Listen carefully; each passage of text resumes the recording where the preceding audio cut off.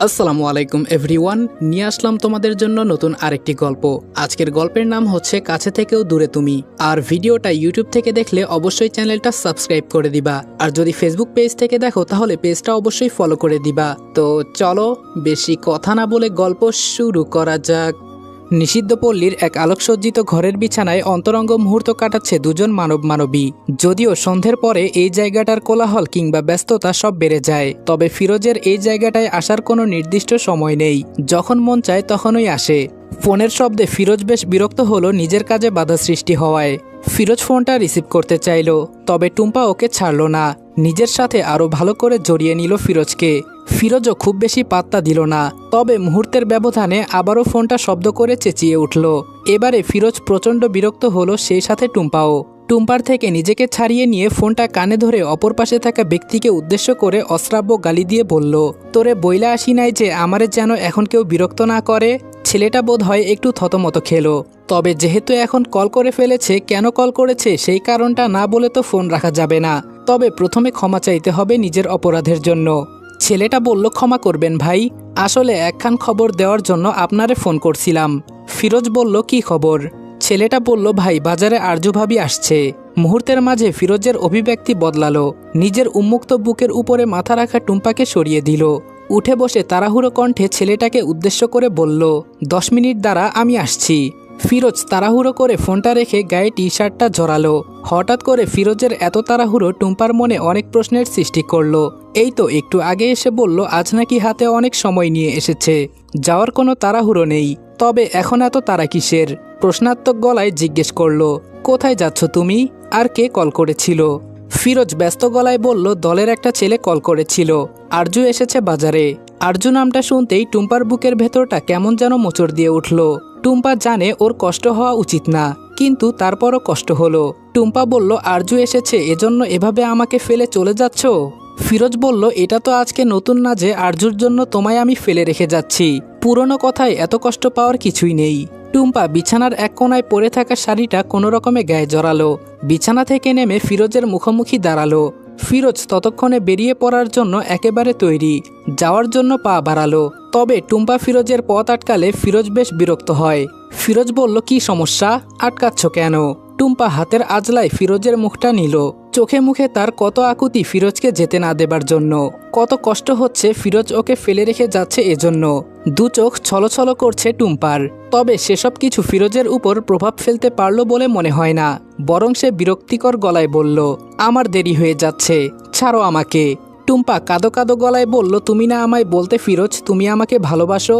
তুমি না বলতে যে আমার ছোঁয়া পেলে তোমার সব দুঃখ কষ্ট দুশ্চিন্তা দূর হয়ে যায়? তুমি না আমায় বলতে আমায় কাছে পেলে তোমার পাগলামো বেড়ে যায়? তাহলে আজ কেন আমায় ফেলে চলে যাচ্ছ ওই মেয়েটার কাছে যে তোমাকে ঘৃণা ছাড়া আর কিছুই দিতে পারে না? ফিরোজ বলল, তোকে ভালোবাসি সেটা ঠিক আছে, কিন্তু তার মানে এটা নয় যে আর কাউকে ভালোবাসা যাবে না। ফিরোজের সম্বোধন তুমি থেকে তুইতে চলে এসেছে, যা টুম্পাকে অনেকটা হাসালো। নিজের গুরুত্ব ঠিক কতটা কম সেটা টুম্পা আরও একবার বুঝলো। তাচ্ছিল্য হেসে বলল, একসাথে দুজনকে ভালোবাসা যায়? আমি তো কখনো আর কাউকে ভালোবাসতে পারলাম না। কত খদ্দের তো আসে আমার রূপে, তারা নিজেদের সবকিছু বিলিয়ে দিতে প্রস্তুত। কই, আমি তো কখনো তাদের কাউকে আপন করি না তুমি ছাড়া। কথাটা বলার সাথে সাথে ফিরোজ টুম্পার চোয়াল চেপে ধরে দাঁতে দাঁত পিষে বলল, খবরদার, যদি আর কখনো তোর মুখে অন্য কাউকে ভালোবাসার কথা আমি শুনেছি। ভুলে গিয়েছিস অন্য কেউ তোর গায়ে হাত দিয়েছিল, এজন্য তোর আর তার কি অবস্থা করেছিলাম। কান খুলে একটা কথা শুনে রাখ, আজকে যে ভুলটা করলি ছেড়ে দিলাম, এরপরে যেন আর কখনো এই ভুলটা না হয়। আমার জিনিসের উপর যে নজর দেবে ওর চোখ আমি উপড়ে ফেলবো। এই যে ফিরোজ এত শক্ত করে টুম্পার চোয়ালটা চেপে ধরেছে, এতেও টুম্পার একটুও কষ্ট হলো না, বরং টুম্পার ভীষণ ভালো লাগলো। মনে হলো ফিরোজ ওর উপরে অধিকার দেখাচ্ছে, আর অধিকার তো সেখানেই দেখানো যায় যেখানে ভালোবাসা থাকে। তবে যদি টুম্পাকে ভালোবাসে ফিরোজ, তবে আরজুর কাছে বারবার কেন ছুটে যায়? টুম্পার গাল বেয়ে কয়েক ফোঁটা অশ্রু গড়িয়ে পড়ল। টুম্পার কান্না দেখে ফিরোজ ওর চোয়ালটা ছেড়ে দিল। টুম্পার যেন এটা আরও ভালো লাগলো, তবে টুম্পার চোখের জল ফিরোজকে একটু হলেও দুর্বল করতে পারে। ফিরোজের সারা মুখে অজস্র চুমু খেয়ে বলল, আমি জানি তুমি আমাকে ভালোবাসো, তবে আরজুকে ছেড়ে দাও না, বিয়ে করে নাও আমাকে। আমাকে এই অন্ধকার জীবন থেকে মুক্তি দাও। তুমি তো চাইলেই পারো, বলো, আমরা দুজন সংসার করি, চলো না? আমারও একটা সংসার হোক, এই অন্ধকার জগতের বাহিরে আমারও একটা ঘর হোক, আমিও একটু ভালোবাসা পাই তোমার থেকে। ফিরোজ গম্ভীর গলায় বলল, ছাড় আমাকে। টুম্পা ছাড়ল না, আরো শক্ত করে জড়িয়ে ধরল।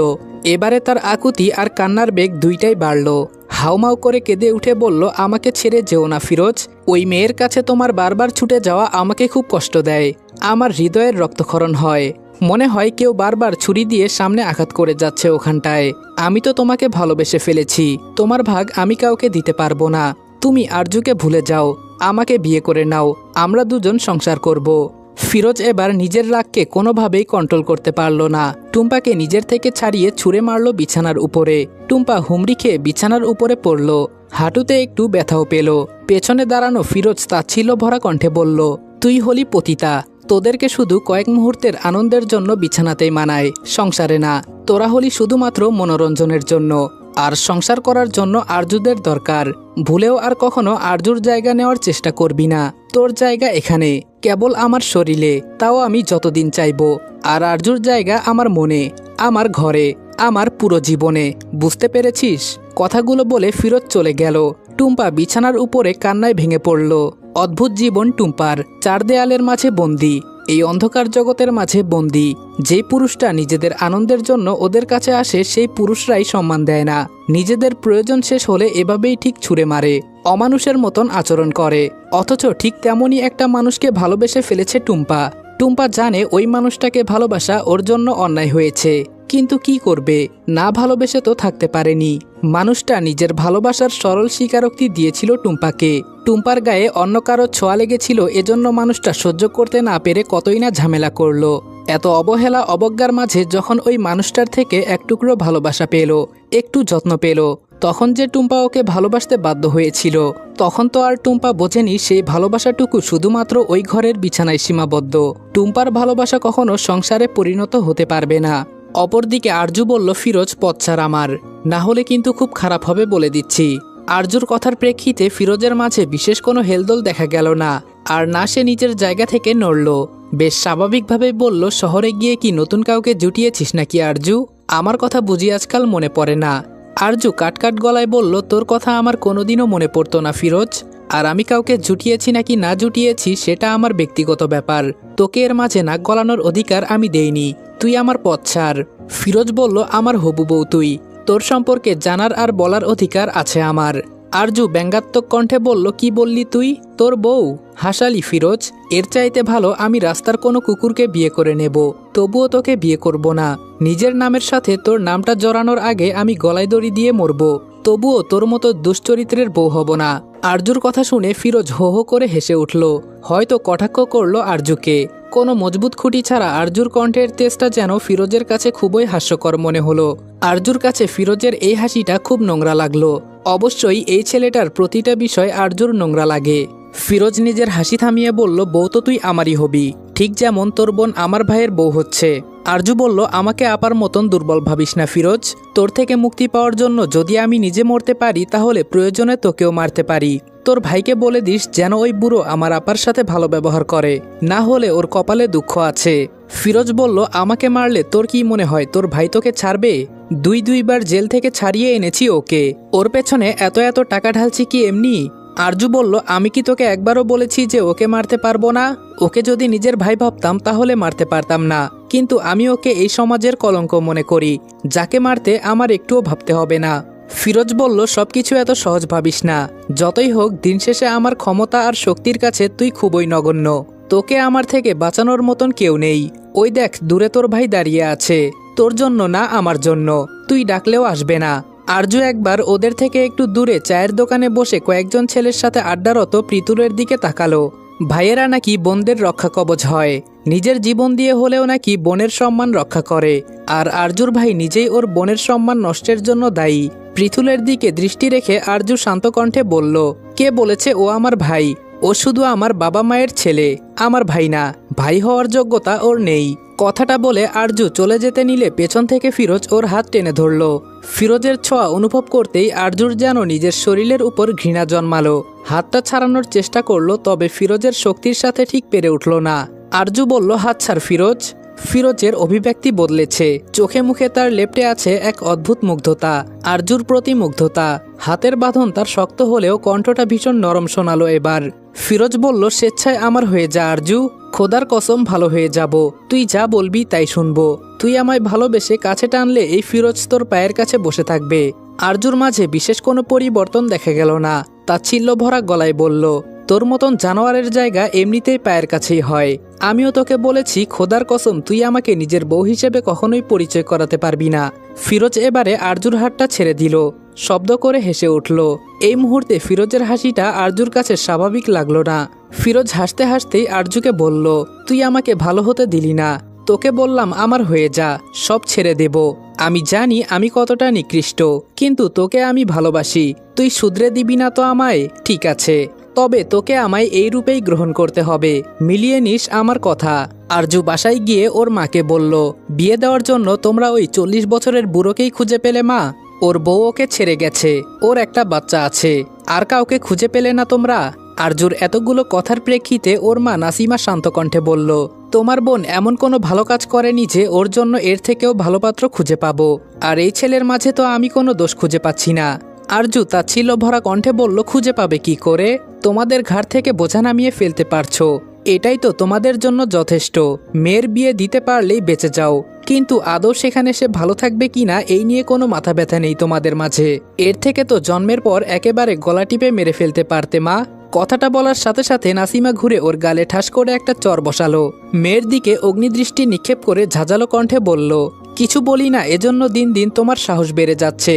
তোমাদেরকে জন্ম দিয়েছি আমি, এত কষ্ট করে মানুষ করেছি, এর জন্য আমার প্রতি কৃতজ্ঞ থাকো।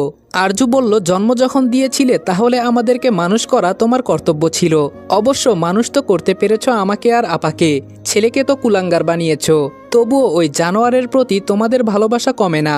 কথাটা বলার মাঝেই আরজু ব্যথায় মৃদু আর্তনাদ করল। পেছন থেকে কেউ একজন খুব শক্ত করে আরজুর চুলের মুঠিটা ধরেছে।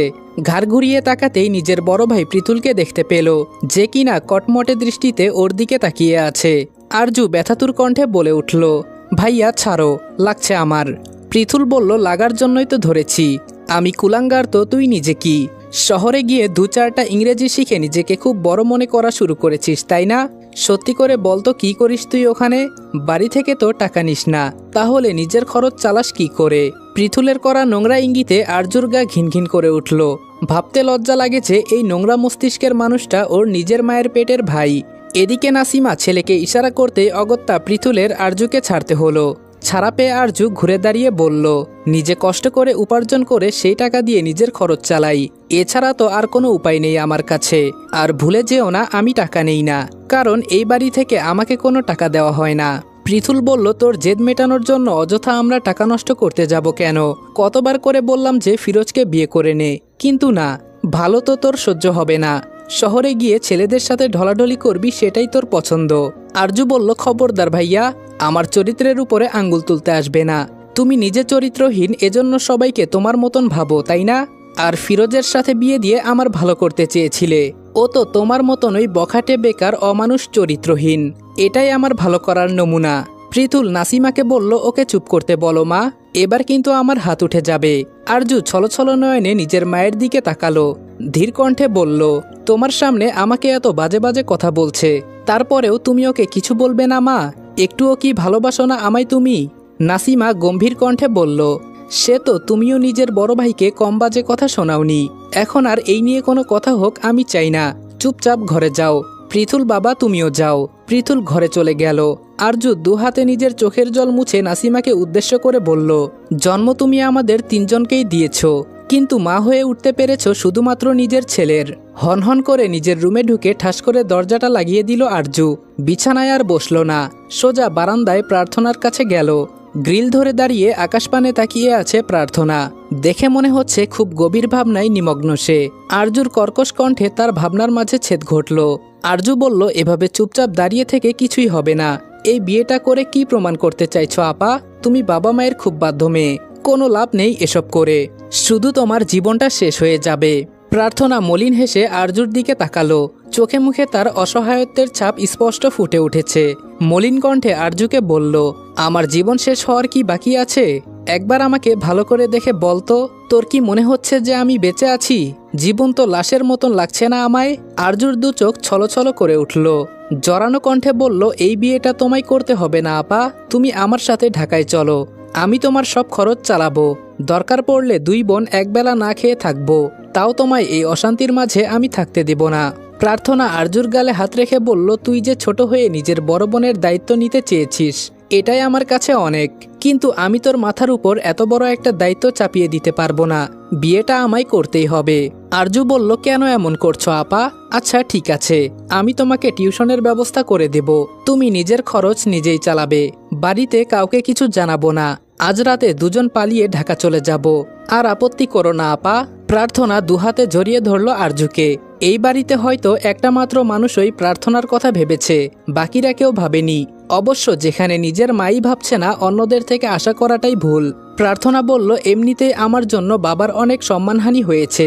অনেক কষ্টে একটা বিয়ে ঠিক করেছে, না হলে কেউ তো আমায় বিয়ে করতেই চাইছিল না। আমি চাই না আমার জন্য আর নতুন কোনো অশান্তি হোক। ভালোবেসে এমনিতে আমি মৃতপ্রায়। এবার না হয় শুধু আয়োজন করে আমার সমাধির ব্যবস্থা করা হবে। আরজু বলল, তার মানে তুমি আমার সাথে যাবে না, তাই তো? প্রার্থনা বলল, আমার জীবনে নতুন করে শুরু করার মতন আর কিছুই অবশিষ্ট নেই। তাহলে কিসের আশায় যাব তোর সাথে? তুই আমার চিন্তা বাদ দে, নিজের জীবনের চিন্তা কর। আমি চাই না আরু আমার জীবনের মতন তোর জীবনটাও শেষ হয়ে যাক। তোর জীবনের এত সংগ্রাম, এত কষ্ট সব যে তাহলে ব্যর্থ হয়ে যাবে রে। আর তোর সাথে এই ব্যর্থ শব্দটা একদমই মানানসই না। আরজু বলল, আমি তোমায় বলেছিলাম আপা, ভালোবাসা বলতে কিছুই নেই। সব 2-4 দিনের মোহ। মোহ কেটে গেছে আর তোমাকে একা রেখে চলে গেছে। ভালোবাসা মানে ধ্বংসের শুরু। আর ঠিক এই ভুলটার জন্য আজ তোমার এত কষ্ট। প্রার্থনা স্মিত হেসে বলল, যদি সত্যিই ভালোবাসা বলতে কিছু না থাকতো, তাহলে তো আজ আমিও তাকে ভুলে অন্য পুরুষকে আপন করে নিতাম। শুধু মোহ কি আর এতদিন থাকে? ভালোবাসা আছে, এজন্যই আমি আজও সেই মানুষটাকে ঘৃণা করতে পারি না। ভালোবাসা আছে, এজন্যই আমি আজও তার দেওয়া ফুল যত্ন করে ডায়েরির ভাঁজে রেখে দিয়েছি। ভালোবাসা আছে, এজন্য আজও তার কথা মনে করে মাঝরাতে আমার ঘুম ভেঙে যায়। দেখ না, ভালোবাসা আছে, এজন্যই আমি এখনো তার কথা ভাবছি আর হাসছি। আরজুর চোখ মুখে কাঠিন্যতার ছাপ ফুটে উঠল। কণ্ঠে একরাশ ঘৃণা সমেত বলল, ভালোবাসার অস্তিত্ব যদি এতটাই স্পষ্ট হয়, তাহলে কোথায় হারিয়ে গেল তোমার সেই প্রেমিক? যদি ভালোবাসা থেকেও থাকে, তাহলে এমন ভালোবাসাকে আমি ঘৃণা করি, যা কেবল কষ্টই দিতে জানে। শীতের সকাল, বাহিরে কুয়াশায় কিছু পরিষ্কারভাবে দেখা যাচ্ছে না। খোলা জানালা দিয়ে বাড়ির পাশের ফুলের গাছগুলো থেকে হালকা মিষ্টি সুবাস ভেসে আসছে। ঘড়িতে তখন সকাল 8:15। এমনি দিনে গ্রামের বাড়িতে এই সময়টাকেই অনেক বেলা মনে হয়, কিন্তু আজকে তেমন কোলাহলের শব্দ পাওয়া যাচ্ছে না। এর অবশ্য দুটো কারণ আছে। আজকে শুক্রবার, বাড়ির কর্তাদের কাজে যাওয়ার ঝামেলা নেই, ফলে গৃহিণীদেরও আর সকাল সকাল রান্নাবান্না শেষ করে তাদের কর্তাদের খাবার পরিবেশনের তাড়া নেই। তার উপর আবার ঠান্ডা, যে যার ঘরে হয়তো কম্বল মুড়ি দিয়ে ঘুমাচ্ছে। বাহিরে থেকে মায়ের ডাকে ঘুম ভেঙে গেল আরমানের। অনিচ্ছা সত্ত্বেও গায়ের কম্বলটা সরিয়ে আড়মোড়া ভেঙে উঠে বসল। জানালা দিয়ে বাহিরের পরিবেশটা দেখতেই আরমানের মনটা ফুরফুরে হয়ে উঠল। সঙ্গে সঙ্গে শীতল বাতাসে আরমানের গা শিউরে উঠল। তৎক্ষণাৎ আবার কম্বলটা তুলে গায়ে জড়ালো। শীতকাল আরমানের বেশ পছন্দ, তবে আজকাল কেন যেন তার শীতকালের থেকেও বর্ষাকাল একটু বেশি ভালো লাগছে। বর্ষার বৃষ্টির কথা ভাবলেই মস্তিষ্কে কিছু দৃশ্য ভেসে ওঠে। ফিরে যেতে ইচ্ছে করে আবার ঠিক সেই মুহূর্তটাতে, আর ইচ্ছে করে সময়কে থামিয়ে দিয়ে একদৃষ্টিতে সেই নাম না জানা রমণীর দিকে তাকিয়ে থাকতে। আরমান কম্বল মুড়ি দিয়ে আবারও শুয়ে পড়ল। তবে এবার উদ্দেশ্য ঘুমানো নয়, বরং কাউকে মনে করা। অতীত। এক বন্ধুর আবদারে একটা পার্কে এসেছে আরমান। সচরাচর এদিকে তার আসা হয় না, কিন্তু আজকে নিজের বেস্ট ফ্রেন্ডের অনুরোধে তাকে আসতেই হয়েছে। একটা ব্রেঞ্চের উপর বসে আছে আরমান, কিন্তু সেই ছেলের দেখা নেই, ফোনটাও ধরছে না। এদিকে আকাশের অবস্থাও ভালো না, যে কোনো সময় ধরণীতে বৃষ্টি নামবে। গাছপালাগুলো খুশিতে মেতে উঠেছে, বাতাসের কারণে ধুলো উঠছে। এরই মাঝে আরমান খেয়াল করলো 2-1 ফোঁটা করে বৃষ্টি পড়াও ইতোমধ্যে শুরু হয়ে গিয়েছে। আর বেশিক্ষণ বসে থাকলে আরমানকে আজকে কাকবেজা হয়ে বাড়িতে ফিরতে হবে। সেটা আন্দাজ করতেই উঠে দাঁড়ালো যাওয়ার জন্য। মনে মনে হাজারটা গালি দিল নিজের বন্ধুকে, সাথে প্রতিজ্ঞা করলো যে আর কোনোদিন বন্ধুর ডাকে এই জায়গাতে আসবে না। আরমানের এসব ভাবনার মাঝেই তুমুল বেগে বৃষ্টি শুরু হলো। আশেপাশে দু একজন মানুষ যা অবশিষ্ট ছিল তারাও একটা ছাউনির আশায় ছুট লাগালো। ওদের পিছু পিছু আরমানও ছুটতে লাগলো, কিন্তু কয়েক সেকেন্ডের বৃষ্টিতেই সে প্রায় ভিজে গেছে। ফলস্বরূপ কোনো ছাউনির নিচে যাওয়ার জন্য তার মাঝে আর কোনো তারা দেখা গেল না। বৃষ্টিটা উপভোগ করতে লাগলো। হুট করে কানে একটা মিষ্টি গলার গানের আওয়াজ ভেসে এলো আরমানের, কিন্তু আশেপাশে তো কাউকে দেখা যাচ্ছে না। এবার মনোযোগ দিয়ে কণ্ঠের উৎপত্তি স্থল খোঁজার চেষ্টা করলো।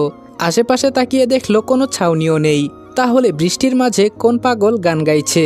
ব্যাপারটা জানার জন্য ভীষণ কৌতূহল তৈরি হলো আরমানের মনে, কিন্তু এখন আর গানের আওয়াজ পাওয়া যাচ্ছে না। আরমান বিরক্তিতে নাকমুখ কুঁচকে ফেলল। মিনিট খানেকের ব্যবধানে আবারও আরমানের কানে সেই একই কণ্ঠটা ভেসে এলো। আশেপাশে তাকাতে আরমান ডান দিকে গাছপালার ডালের ফাঁকফোকর ভেদ করে কালো চুড়িদার পরা এক জোড়া পা দেখতে পেল। লম্বা একটা সারি ধরে পার্কের সৌন্দর্য বাড়ানোর জন্য বিভিন্ন ফুলের গাছ লাগানো হয়েছে, ফলে গাছগুলো ভেদ করে রমণীকে দেখতে পেল না আরমান। সেগুলোকে পাশ কাটিয়ে অপর পাশে গেল। এদিকটাতে যে দোলনা আছে সেসব আরমানের জানা ছিল না। অবশ্য জানবেই বা কি করে, আজকেই তো প্রথম এসেছে এখানে। কিন্তু এখন মনে হচ্ছে প্রায়ই কারো খোঁজে আসতে হবে। কালো সালোয়ার কামিজ পরে একটা মেয়ে দোলনায় বসে একাই দোল খাচ্ছে। দোলনার গতি কমে গেলে নিজেই আবার কষ্ট করে গতি বাড়ানোর চেষ্টা করছে। আপন মনে গান গাইছে সে। চুলগুলো ভিজে চুপচুপে হয়ে গেছে। কপালে পড়ে থাকা চুল বেয়ে টুপটুপ করে পানি পড়ছে। গায়ের রং ফর্সাও না আবার কালোও না, ঠিক শ্যামলাও বলা চলে না। তবে দেখে মনে হচ্ছে একটু যত্ন নিলে তাকে ফর্সাদের তালিকায় রাখা যায়। মুখের 2-3 জায়গায় তার ব্রণের দাগ, নাকের ঠিক উপরে একটা কালো তিল। মেয়েটা যে দেখতে খুব সুন্দর তেমন না, তবে সুন্দর, এবং যতটুকু সুন্দর তাতেই আরমানের দৃষ্টি থমকাতে বাধ্য। মেয়েটা আশেপাশে কারো উপস্থিতি এখনো খেয়াল করেনি। অবশ্য না করারই কথা, সে তো চোখ দুটো বন্ধ করে আপন মনে গান গাইছে। আরমানও আলাদা কোনো শব্দ করেনি, যার দরুন মেয়েটা তার উপস্থিতি লক্ষ্য করবে। এদিকে বৃষ্টি আর বাতাস দুটোর বেগই ক্রমশ বাড়ছে। ক্ষণে ক্ষণে আবার মেঘের গর্জনের আওয়াজও পাওয়া যাচ্ছে। আরমানের খুব ইচ্ছে করছে মেয়েটার সাথে কথা বলতে, কিন্তু কিভাবে শুরু করবে বুঝে উঠতে পারছে না। অনেক ভেবে সাহস সঞ্চয় করে বলেই ফেলল। মনটা বোধ হয় অন্য কাউকে দিয়ে দিয়েছেন, সেজন্য আর কিছুতেই লাগছে না সেটা। কিংবা হয়তো কোনো অসুখে মনটা মরে গেছে। ঠিক বললাম তো? অপরিচিত পুরুষালী কোনো কণ্ঠস্বর কানে যেতেই আরজুর গানের গলা থেমে গেল। ওড়না দিয়ে মাথাটা ঢেকে সঙ্গে সঙ্গে উঠে দাঁড়িয়ে যাওয়ার জন্য উদ্যত হতেই পেছন থেকে আরমান বলে উঠল, প্রশ্নের উত্তর না দিয়েই চলে যাচ্ছেন? আরজু ফিরে তাকালো না, গম্ভীর কণ্ঠে বলল, আমার মনের খবর জানাতে পারি এমন পরিচিত কিংবা গুরুত্বপূর্ণ মানুষ আপনি নন। তবে এতটুকু বলতে হচ্ছে, আপনার আগমন না ঘটলে আমার মনটা সত্যি ভালো হয়ে উঠত। আরমান বলল, শুকরিয়া করুন যে আমার আগমন ঘটেছে। আশেপাশে তাকিয়ে দেখেছেন একবার যে আদৌ কেউ আছে কিনা? এই পুরো জায়গাটা খালি। এসব জায়গা একটা মেয়ের জন্য নিরাপদ না। আরজু বলল, আমার প্রতিদিনের বিশ্রামের জায়গা এটা। আশপাশটার সম্পর্কে ধারণা আছে আমার। খারাপ কিছু কখনো খেয়াল করিনি কিংবা শুনিনি। আরমান বলল, বিপদ কিন্তু বলে আসে না। আরজু বলল, যেমন আপনি? আরজুর এমন প্রশ্নে আরমান থতমত খেল। মেয়েটা একটু বেশি স্পষ্ট কথা বলে। আরমান বলল, আমাকে আপনার বিপদ মনে হচ্ছে? আরজু বলল, হতেও তো পারেন। আরমান বলল, তাহলে কি আপনাকে সাবধান করতাম আমি? আরজু বলল, হয়তো ভালো সাজতে চাইছেন। আরমান বলল, কিন্তু এমনটা আমি কেন করতে চাইব? আরজু বলল, যে কারণে আগ বাড়িয়ে আমার সাথে কথা বলতে এসেছেন সেই কারণে। আরমান বুঝল এই মেয়ের সাথে সে যুক্তিতে পেরে উঠবে না। অগত্যা অন্য প্রসঙ্গে গিয়ে বলল, আপনার নামটা কি জানতে পারি? আরজু স্বাভাবিক কণ্ঠে বলল, না। আল্লাহ হাফেজ। কথাটা বলে আরজু আর সেখানে এক মুহূর্তও দাঁড়ালো না। চোখের পলকেই সে চলে গেল। আরমান যেন এখনো একটা ঘোরের মাঝে আছে। মেয়েটা বড্ড ঠাস ঠাস করে প্রতিটা কথার উত্তর দিয়ে দেয়। এতগুলো কথা বলল, অথচ একটাবারের জন্য আরমানের মুখের দিকে তাকালো না। কোনো আগ্রহই নেই। তবে এত কিছুর মাঝে একটা কাজের কাজ হয়েছে, আর তা হলো আরমান জানতে পেরেছে যে আরজু প্রতিদিন এখানে আসে। এখন মনে হচ্ছে আরমানকেও নিয়ম করে এই জায়গায় আসতে হবে। বর্তমান পুরনো কথাগুলো ভাবতে ভাবতেই আবারও ঘুমিয়ে পড়েছিল আরমান। আর এবার বাহিরে থেকে মায়ের ডাকের পাশাপাশি দরজায় জোরে জোরে করাঘাতের আওয়াজও হলো। এত জোরে আওয়াজ কানে যেতেই আরমান ধরফরিয়ে উঠে বসল। কয়েক সেকেন্ডের জন্য তার মস্তিষ্ক কাজ করা বন্ধ করে দিল। স্বাভাবিক হতেই তড়িঘড়ি করে বিছানা থেকে উঠে গিয়ে দরজাটা খুলে দিল। দরজা খুলতেই আমেনা বেগম মৃদু রাগী কণ্ঠে বললেন, সেই কখন থেকে ডাকছি তোকে খাওয়ার জন্য। এত বেলা অবধি কিসের ঘুম? খাওয়ার টেবিলে তোর বাবা অপেক্ষা করছে তোর জন্য, তাড়াতাড়ি আয়। কথাটা বলে আমেনা বেগম চলে গেলেন। তিনি যেমন ঝড়ের গতিতে এসেছিলেন ঠিক তেমনই ঝড়ের গতিতেই চলে গেলেন। আরমান আর কিছু না ভেবে হাত মুখ ধুয়ে খাবার টেবিলে যেতে লাগলো। অপরদিকে আরজু খাবারের টেবিলে বসে বলল, কাল সকালের বাসে আমি চট্টগ্রামে ফিরে যাব। ডাইনিং টেবিলে আরজু কথাটা বলতেই বেশ বড়সড় একটা বিস্ফোরণ ঘটার মতো পরিস্থিতি তৈরি হলো। প্রার্থনা ভয়ার্ত দৃষ্টিতে মোমেন সাহেবের দিকে তাকালেন, যিনি রক্তচক্ষু নিয়ে আরজুর দিকে তাকিয়ে আছেন, অথচ মেয়েটার সেসবে কোনো মাথা ব্যথা নেই, চুপচাপ আপন মনে খেয়ে যাচ্ছে। প্রার্থনা বুঝল আজ আবারও একটা অশান্তি হবে। প্রার্থনার ভাবনার মাঝে মোমেন সাহেব গম্ভীর কণ্ঠে আরজুকে বলল, 1 সপ্তাহ পর তোমার বোনের বিয়ে, সেটা তুমি জানো না? আরজু খেতে খেতেই স্বাভাবিক কণ্ঠে বলল, না জানার কিছুই নেই। মোমেন সাহেব বললেন, তারপরও যাওয়ার কথা বলছো কোন আক্কেলে? আরজু এবার খাওয়া ছেড়ে নিজের বাবার দিকে তাকালো। দৃষ্টি তার অত্যন্ত শান্ত এবং স্বাভাবিক। আরজু বলল, বিয়েটা আপার, আমার থাকা না থাকাতে কিছু যায় আসে না। মোমেন সাহেব বললেন, বড় বোনের বিয়েতে ছোট বোন কেন নেই? এই নিয়ে পাত্রপক্ষের লোকজন প্রশ্ন করলে কি উত্তর দেব আমরা? আরজু নির্বাক ভঙ্গিতে বলল, ওদের কথার কিংবা ভাবনার এত গুরুত্ব আমার কাছে নেই। তারপরও যদি আপনার মান সম্মানে খুব বেশি আঘাত লাগে তাহলে বরং বলে দেবেন, প্রার্থনার ছোট বোন মারা গেছে। ব্যাস, কথা আর ভাবনা দুটোই শেষ। আরজু কথাটা বলে উঠে চলে যেতে নিলে মোমেন সাহেব পুনরায় প্রশ্ন করে উঠল, চট্টগ্রাম ফেরার এত কিসের তাড়া তোমার? কি এমন কাজ করো, নাকি কেউ অপেক্ষায় আছে? আরজু মোমেন সাহেবের প্রশ্নের উত্তর দেওয়ার আগে পৃথুল বলে উঠল, বোঝো না বাবা কিসের এত তারা? পেট চালাতে হবে তো, তারই ব্যবস্থা করতে হবে। হয়তো আগে থেকে অনেককে বলে রেখেছিল, তাই এখন ফেরত যাওয়ার ভীষণ তারা। পৃথুলের এমন নোংরা কথা শুনে প্রার্থনার নিজেরই ভীষণ লজ্জা হলো। অনেক সাহস সঞ্চয় করে পৃথুলকে বলল, নিজের বোনের সম্বন্ধে কথা বলার আগে একটু তো ভেবে বলবে ভাইয়া। যা জানো না অযথা সেটা নিয়ে কথা কেন বলছো? ওর পরিশ্রমের প্রতি নোংরা ইঙ্গিত করা ছেড়ে দাও। প্রার্থনার কথাটা শেষ হতে না হতেই পৃথুলের হিংস্র কণ্ঠ ওকে থামিয়ে দিল। অগ্নিদৃষ্টি নিক্ষেপ করে বলল, তোর মতন নষ্টা মেয়ের মুখে এসব কথা শুনলে আমার বমি পায়। প্রেমিকের সাথে ফুর্তি করতে গিয়ে ধরা খেয়ে এসে আবার নীতিবাক্য ঝাড়ছে। লজ্জায় অপমানে প্রার্থনার দুচোখ দিয়ে জল গড়িয়ে পড়ল। কোনো ভাই যে নিজের বোনকে এভাবে অপমান করতে পারে সেটা পৃথুলকে না দেখলে হয়তো কেউ বুঝবে না, তাও আবার মা বাবার সামনে। তার থেকেও বেশি অবাক করা কথা হলো, নিজের মা বাবা ছেলেকে শাসন না করে চুপচাপ মেয়েকে অপমানিত হতে দেখছে। প্রার্থনা কান্নাজড়িত কণ্ঠে বলল, আমি নোংরা কিছুই করিনি। কথাটা বলার সাথে সাথে পৃথুল প্রার্থনার দিকে তেড়ে এসে ওকে মারতে উদ্যত হলো। সাথে সাথেই আরজু টেবিলের উপর থেকে একটা স্টিলের গ্লাস নিয়ে পৃথুলের দিকে ছুঁড়ে মারল। অনেকটা জোরেই মেরেছে। ব্যথা না পেলেও এতে পৃথুলকে আটকাতে সফল হলো আরজু। আরজু না আটকালে আজকে আবারও প্রার্থনাকে নিজের ভাই নামক কসাইয়ের হাতে মার খেতে হতো। এদিকে আরজুর করা আঘাতে পৃথুল যেন আরও বেশি হিংস্র হয়ে উঠল। এবার আরজুর দিকে তেড়ে যেতে নিলে আরজু টেবিলের ওপর থেকে একটা কাঁটা চামচ হাতে নিয়ে সাবধানী গলায় পৃথুলকে উদ্দেশ্য করে বলল, আর এক পা যদি আমার দিকে এগিয়েছ তুমি, আমি কিন্তু আজ সত্যি ভুলে যাব যে মানুষ হত্যা পাপ।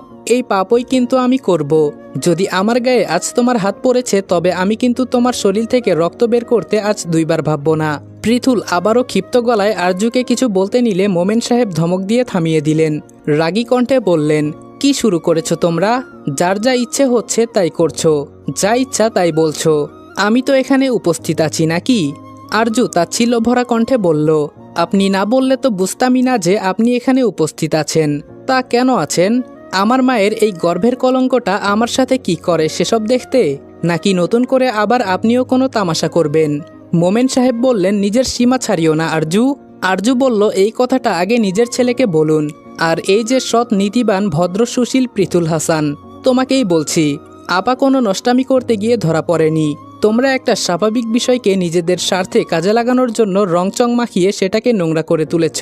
তুমি নিজে যখন নষ্টামি করো তখন তোমার এসব বমি বমি ভাব কোথায় যায়? তুমি যখন অন্যের বউকে ভাগিয়ে নিয়ে আসো তখন এসব মনে হয় না?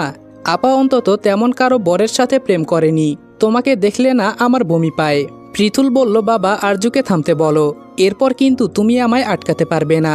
আমি কিন্তু ওকে খুন করে ফেলবো। আরজু হেসে বলল, তবে মনে রেখো আমিও খুনির বোন হব। দুজনের শরীরে একই রক্ত বইছে, একই বাপের ছেলে মেয়ে আমরা। তুমি এর আগে কতগুলো খুন করেছো জানি না, তবে জেনে রাখো আমার হাতের প্রথম খুন তুমি হবে। নাসিমা বুঝলেন যে পরিস্থিতি হাতের বাহিরে বেরিয়ে যাচ্ছে, এরপর যে কোনো অঘটন ঘটে যেতে পারে। আরজুকে 2-4টে কথা শুনিয়ে জোর করে তিনি পৃথুলকে নিয়ে ঘরে চলে গেলেন। যাওয়ার আগে পৃথুল যেন চোখের ইশারায় আরজুকে শাসিয়ে গেল, ওর থেকে যেন সাবধানে থাকতে বলল। আরজু কিছুক্ষণ নিষ্পলক দৃষ্টিতে মোমেন সাহেবের দিকে তাকিয়ে থাকলো। কেন যে আরজু এই মানুষটার কাছে আশা করে যে উনি আরজুর পাশে দাঁড়াবে, কে জানে। আজ অব্দি তো কখনোই কোনো বিষয়ে সমর্থন করেনি আরজুকে, তারপরেও আশা করে, হয়তো বাবা বলে। আরজুর ভাবনার মাঝেই মোমেন সাহেব গম্ভীর কণ্ঠে বলে উঠল, কালকে চট্টগ্রাম যাওয়া হচ্ছে না তোমার। আগে তোমার বোনের বিয়েটা হয়ে যাক, তারপরে যেখানে ইচ্ছে যেও। তখন জাহান্নামে গেলেও আমার আফসোস থাকবে না। আরজু বলল, জাহান্নামেই তো আছি, আবার কোন জাহান্নামে যেতে বলছেন? এর থেকেও আরো কষ্টে থাকা যায় এমন কোনো জায়গা আছে এটা আমি জানতাম না। খোদা তো তার বান্দাদের দিয়ে দুনিয়াতেই জাহান্নাম দেখিয়ে দিল, আর কত শাস্তি পাবো? মোমেন সাহেব বললেন, প্রার্থনার বিয়ে না হওয়া অবধি তুমি যাবে না কোথাও। আরজু বলল, চোখের সামনে 40 বছরের বুড়োর সাথে আবার বিয়ে আমি দেখতে পারবো না। অন্যের জীবন নষ্ট হতে দেখতে আপনারা খুব পছন্দ করেন, তাহলে বরং ওটা আপনারাই দেখুন। আমি একটা রক্তে মাংসে গড়া মানুষ, আমার মাঝে একটু হলেও মনুষ্যত্ব আছে, তাই এসব আমি সহ্য করতে পারবো না। আমি যখন বলেছি যাব, তার মানে যাবই। কথাটা বলে আরজু চলে যেতে নিলে পেছন থেকে মোমেন সাহেব হুঁশিয়ারি দিয়ে বলল, মনে রেখো, কাল যদি তুমি আমার কথা অমান্য করে বাড়ির বাহিরে পা রেখেছ, তাহলে কিন্তু আর কোনো দিন এই বাড়িতে পা রাখতে পারবে না। এই বাড়ির দরজা তোমার জন্য চিরদিনের মতো বন্ধ হয়ে যাবে। যা করবে ভেবেচিন্তে করো। আরজু পেছন ফিরে তাকিয়ে হাস্যোজ্জ্বল মুখে বলল, আলহামদুলিল্লাহ। ওই যে একটা কথা আছে না, ছিটকিনি দরজার দুই পাশেই থাকে। মনে রাখবেন, আমিও ঠিক সেটাই করব। বছরে 2-1 বার আসতাম আপার জন্য, সেই আপাই যদি না থাকে এমনিতেও আর এই জাহান্নামে আসবো না। আমার আপা হচ্ছে মরুভূমির বুকে ফোটা এক পবিত্র ফুল। অত দূর থেকে মাঝে মাঝে ওর আবদারে ওকে সতেজ করতে আসতাম, কিন্তু এখন তো আপনারা সেই ফুলটাকে উপড়ে ফেলছেন। কিসের খোঁজে আমি আসবো তাহলে? কথাটা বলে আরজু সেখান থেকে চলে গেল, পিছু পিছু প্রার্থনাও চলে গেল। মোমেন সাহেব ওর যাওয়ার পথে কটমট দৃষ্টিতে তাকিয়ে থাকলেন শুধু। এই মেয়ের কথা আর যুক্তির সাথে তিনি কোনোদিনও পেরে উঠতে পারেননি, আর নিজের এই পরাজয়ই হয়তো আরজুর প্রতি ওনার রাগের সবথেকে বড় কারণ। মেয়েদের কাছে হেরে যাওয়া মানে যে পুরুষত্বের প্রশ্ন ওঠা, যা ভীষণই অসম্মানজনক। প্রার্থনা বলল, তুই সত্যি আমার বিয়েতে থাকবি না আরু? প্রার্থনার প্রশ্নে আরজু গম্ভীর গলায় নির্বিকার ভঙ্গিতে বলল, বিয়ে কেন বলছো? বলো তোমার জানাজায় আমি থাকবো কি না? প্রার্থনা একটা দীর্ঘশ্বাস ছেড়ে বলল, বেশ, তোর কথাই মেনে নিলাম। তা আমার জানাজায় থাকবি না তুই? আরজু বলল, আমার আপার জানাজায় থাকতে পারবো না আমি, আমাকে ক্ষমা করে দিও তুমি। প্রার্থনা বলল, তুই না বলতি যে আমার বিয়েতে তুই নিজের হাতে সাজিয়ে দিবি আমায়? প্রার্থনার এই কথার প্রেক্ষিতে আরজু থমকালো। নিজেদের জীবন নিয়ে তাদের কত আশা ছিল, কত স্বপ্ন ছিল, সময়ের বিবর্তনে আজকে সব শেষ। আরজুকে চুপ করে থাকতে দেখে প্রার্থনা পুনরায় বলল, সাজাবি না তোর আপাকে? আরজু তাচ্ছিল্য ভরা কণ্ঠে বলল, বিয়ের জন্য সাজাতে চেয়েছিলাম আপা, তোমার জানাজার জন্য না। নিজের হাতে সাজিয়ে গুছিয়ে তোমাকে কবরে পাঠাবো, এতটা সাহসী তোমার আরু এখনো হয়নি। বাবা মা ভাইয়ের সাথে তর্ক করতে পারি, ঢাকা শহরে একা থাকতে পারি, অনেক রাতে বাড়ি ফিরতে পারি, কেউ বাঁকা চোখে তাকালে তার চোখ উপড়ে ফেলতেও পারি, কিন্তু তোমাকে সাজাতে পারবো না আমি। কথাটা বলে আরজু আবারও নিজের কাজে মনোযোগ দিল। প্রার্থনা আনমনে কিছু একটা ভেবে আরজুকে প্রশ্ন করল, তুই তো বিশ্বাস করিস আরু যে আমি কোনো নোংরামি করিনি, তাই না? আরজুর কাজের হাতটা থেমে গেল, শীতল দৃষ্টিতে প্রার্থনার দিকে তাকালো। আরজু বলল, বিশ্বাস না করলে কি তখন ওভাবে প্রতিবাদ করতাম আপা? প্রার্থনা বলল, তাহলে এই নিয়ে কিছু শুনতে চাইলি না কেন? আরজু বলল, নিজের আপাকে আমার এসব নোংরা প্রশ্ন করতে বিবেকে বাঁধবে। সব থেকে বড় কথা, আমি জানি তুমি খারাপ কিছু করতে পারো না, তাহলে অযথা জিজ্ঞেস করতে যাব কেন? প্রার্থনা বলল, আমি যখন কলেজে যেতাম, ওই সাহিত্য আমাকে এক নজর দেখার জন্য রাস্তায় রোজ দাঁড়িয়ে থাকতো। জানিস, শুধু আমায় দেখত, কখনো কথা বলার চেষ্টা করেনি, আর না কখনো পিছু নিত। এরকম চলতে চলতে কেমন করে যেন আমারও ওকে ভালো লাগতে শুরু করলো। ঝড় বৃষ্টি কিছু মানতাম না, আমি ছাতা নিয়ে কলেজে যেতাম, আর ও বৃষ্টির মাঝে দাঁড়িয়ে থাকতো আমাকে দেখার জন্য। আরজু বলল, মানুষ কত তাড়াতাড়ি বদলে যায়, তাই না আপা? একসময় সে তোমাকে দেখার জন্য কত কষ্ট করেছে, আর এখন তুমি তার প্রতীক্ষায় কত প্রহরী না কাটাচ্ছ, অথচ সে ভীতুদের মতন তোমাকে ছেড়ে পালিয়ে গেছে। একবারও ভাবলো না যে এই ঘটনার পর তোমার কি অবস্থা হতে পারে? এটাই ভালোবাসা, তাই না আপা? আরজুর শেষের বাক্যে ভালোবাসা শব্দটার প্রতি প্রকাশ পেল তাচ্ছিল্য আর একরাশ ঘৃণা। ভালোবাসা শব্দটাকে যেন সে বিশ্বাসই করতে পারে না। তার জীবনে সবথেকে ঘৃণিত শব্দ ভালোবাসা। প্রার্থনা বলল, জানিস আরু, সেদিন সবকিছু যেন আগে থেকেই ঠিক ছিল। ভাইয়ারা যেন আগে থেকেই জানতো যে আমি ওখানে থাকব। প্রার্থনার এমন কথা শুনে আরজু ভ্রু কোঁচকালো। সন্দেহ কণ্ঠে বলল, তুমি বলতে চাইছো ফিরোজরা এসব করেছে? প্রার্থনা বলল, আমি নিশ্চিত না, তবে আমার এটাই সন্দেহ হচ্ছে। আরজু বলল, কেন সন্দেহ হচ্ছে?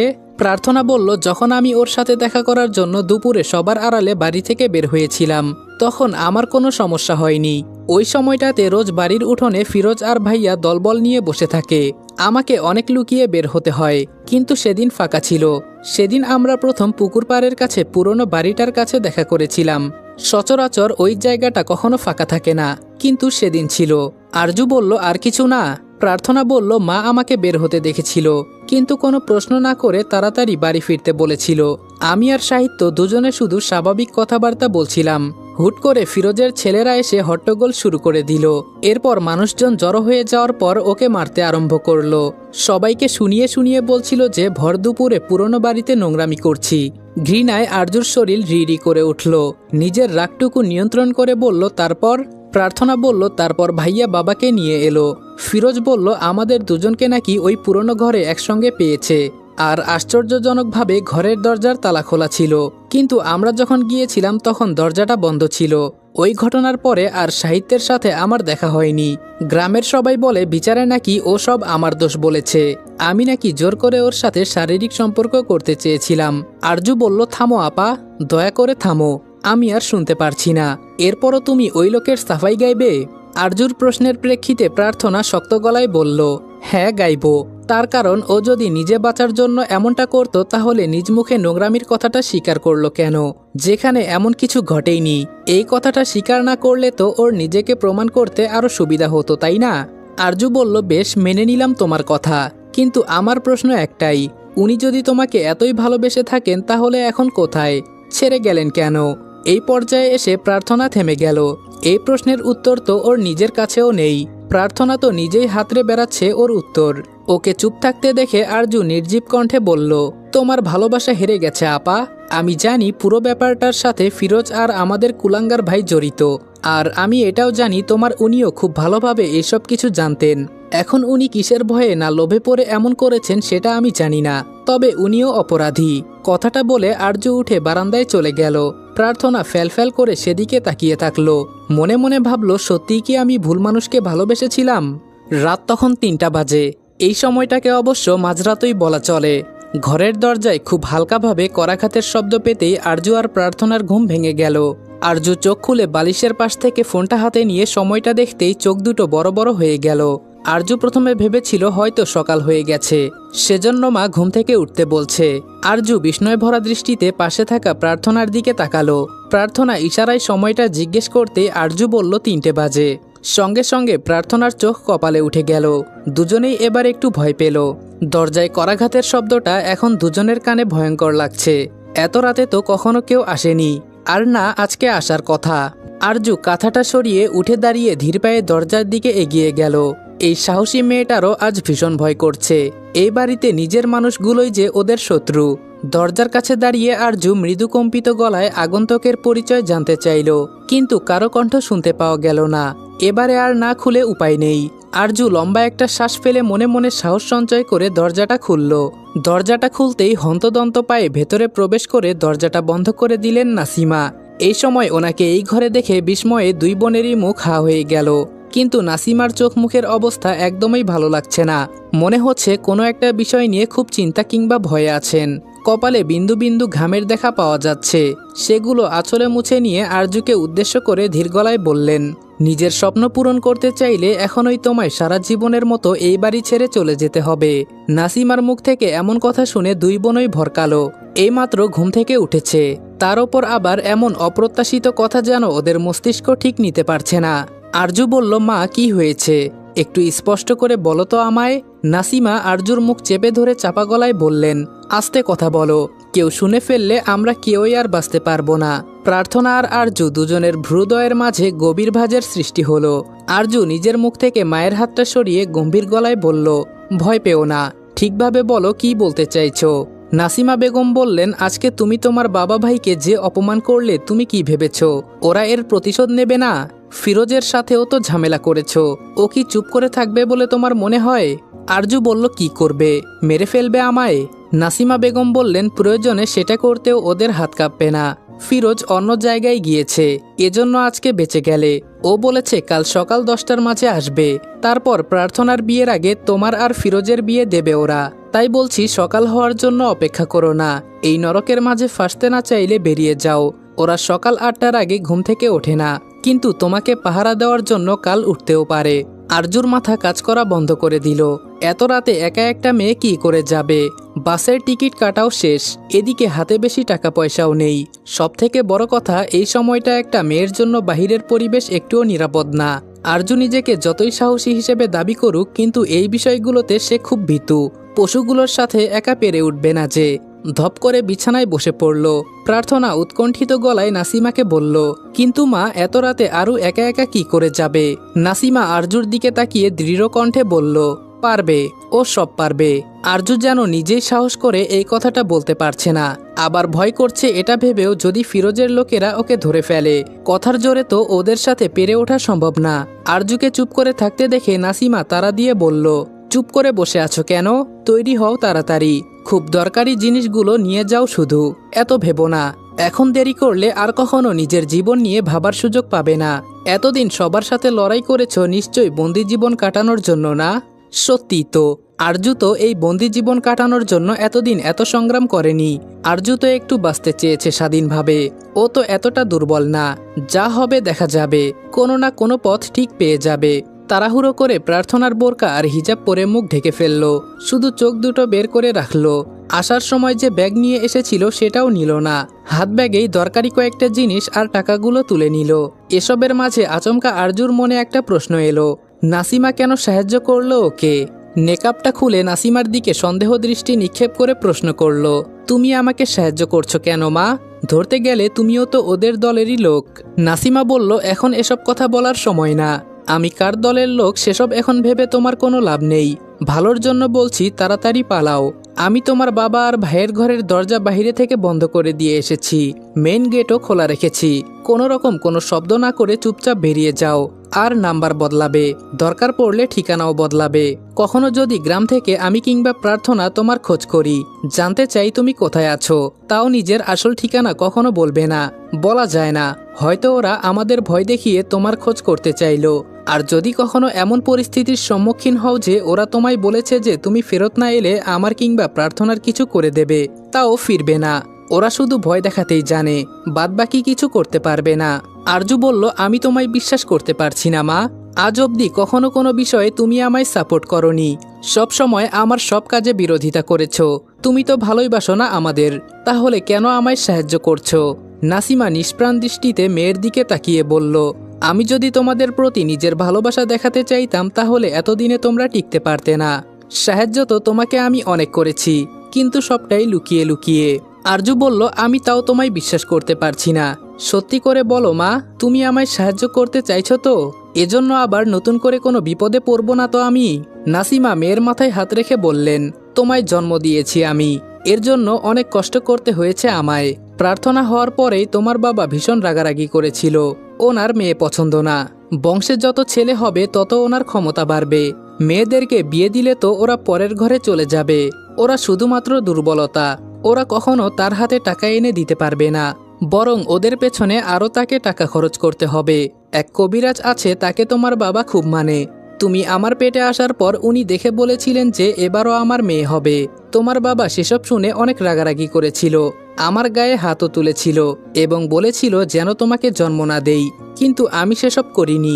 তুমি আমার পেটে থাকাকালীন অনেক লড়াই করেছি আমি, সেজন্যই বোধ হয় তুমি নিজেও এখনো এত লড়াই করার শক্তি পাও। আর কখনো বিশ্বাস করতে হবে না আমায়, এই প্রথম আর শেষবারের জন্য বিশ্বাস করে চলে যাও। আর কোনোদিন এই গ্রামে পা রেখো না। ওরা তোমাকে প্রার্থনার অজুহাত দিয়ে ডাকতে পারে, তারপরেও এসো না। নিজের যত্ন নিও এবং ভালো থেকো। আরজুকে দেখতে ভীষণ অনুভূতিহীন মনে হলো। ভীষণ স্বাভাবিক কণ্ঠে বলল, তোমাকে আর আপাকে রেখে চলে যাব, ওরা তো তোমাদেরও কোনো ক্ষতি করতে পারে। নাসিমা বলল, সেসব আমরা বুঝে নেব, তুমি যাও। আর একটা কথা, আর কখনো তোমায় বলার সুযোগ পাবো কিনা জানি না, তবে একটা কথা মনে রেখো, তুমি আমার মেয়ে, তোমায় ভালোবাসি আমি। কখনো হয়তো সেভাবে প্রকাশ করতে পারিনি, কিন্তু তোমাকে আমি ভালোবাসি। আমার সারা জীবনে যত কষ্ট হয়নি তার থেকে অনেক বেশি কষ্ট হয়েছে তোমাকে এই পৃথিবীতে আনতে। যা করেছি তোমার ভালোর জন্যই করেছি। সময়টা তখন ভোর 5টা। সেই মাঝরাতে গ্রামের রাস্তায় গাড়ি পাওয়া ছিল অসম্ভব ব্যাপার প্রায়। তবে ভাগ্য সহায় হয়েছিল। বাস স্ট্যান্ডে এসে জানতে পারল যে প্রথম বাস ছাড়বে 5:30টায়। কোনো উপায় নেই আরজুর কাছে অপেক্ষা করা ছাড়া। একবার ঢাকার বাসে উঠতে পারলে অনেকটা নিশ্চিত হয়ে পড়বে।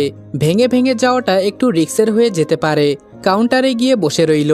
দুশ্চিন্তাগুলো সব একেবারে জেঁকে ধরেছে। আরজু না হয় বেঁচে চলে এলো, কিন্তু সকালে ঘুম থেকে ওঠার পর যখন বাবা ওকে পাবে না, তখন তো সব রাগ দেখাবে প্রার্থনার উপরে। কে জানে ওর মা বলবে কিনা যে উনি আরজুকে পালাতে সাহায্য করেছে। যদিও নাসিমাকে কেউ সন্দেহ করবে না, যদি না উনি নিজ থেকে কিছু বলেন। কিন্তু প্রার্থনাকে সন্দেহ করার যথাযথ কারণ আছে। যদি ওকে মারে, যদি ওর কোনো ক্ষতি করে, বা নাসিমারই কোনো ক্ষতি করে দেয়। না, আর ভাবতে পারছে না আরজু। একটু ফোন করে যে খোঁজ খবর নেবে কেমন আছে, কোনো ঝামেলা হয়েছে কিনা, সেই উপায়টাও নেই। হাত ঘড়িতে সময় দেখলো 5:20। একটু আগেই বাস এসে গেছে। অনেক যাত্রী উঠেও পড়েছে। আরজু বাসে ওঠার আগে ভাবলো এক বোতল পানি কিনে নেওয়া দরকার। কাউন্টারের পাশেই একটা দোকান খোলা পেল। ভাবলো ওই দোকান থেকে পানি নেওয়া যাবে। দোকানে যেতে নিয়ে হুট করে থেমে গেল আরজু। তাড়াহুড়ো করে পেছনে ঘুরে তাকালো। খেয়াল করলো হৃৎপিণ্ডের গতি কয়েকগুণ বেড়ে গেছে। ফিরোজ এখানে কি করছে? নাসিমার কথা অনুযায়ী ফিরোজ তো শহরের বাইরে ছিল। তাহলে এত সকাল সকাল তার ওপরে বাস স্ট্যান্ডে কি করছে? তাহলে কি ওরা সব জেনে গেছে? আরজুকে কি ধরতে এসেছে? ওর কি আর পালানো হবে না? এতগুলো বছরের এত সংগ্রাম কি তবে সব মিথ্যে হয়ে গেল? আরজু জোরে জোরে কয়েকটা নিঃশ্বাস ফেলে নিজেকে স্বাভাবিক করার চেষ্টা করলো। খুব স্বাভাবিক গতিতে গিয়ে বাসে উঠল। টিকিটে সিট নাম্বারটা দেখে বেছে বেছে নিজের সিটটাতে গিয়ে বসে জানালাটা বন্ধ করে দিল। এখান থেকে ফিরোজকে দেখা যাচ্ছে, তবে ওকে দেখে মনে হচ্ছে না যে আরজুর খোঁজে এখানে এসেছে। বেশ স্বাভাবিক দেখাচ্ছে। সিগারেট খাচ্ছে আর নিজের চামচাদের সাথে কথাবার্তা বলছে। আরজু একটু নিশ্চিত হলো। আবারও হাত ঘড়িতে সময় দেখে নিল। এখন 25 বাজে। বাসটা ছাড়লে যেন আরজু প্রাণ ফিরে পায়। এই কয়েকটা মিনিটই আর যেতে চাইছে না। মনে হচ্ছে কয়েক ঘন্টা পেরিয়ে যাচ্ছে, তবুও বাস ছাড়ছে না। অবশেষে বাসটা ছাড়লো। ফিরোজ এখনো দোকানে দাঁড়িয়ে আছে। বাসটা ধীরে ধীরে চলতে শুরু করলো এবং খুব তাড়াতাড়ি ফিরোজ দৃষ্টিসীমানার বাহিরে চলে গেল। একটা স্বস্তির নিঃশ্বাস ফেললো আরজু। এই যাত্রায় অন্তত বেঁচে গেছে। পরে কি হবে সে না হয় পরে দেখা যাবে।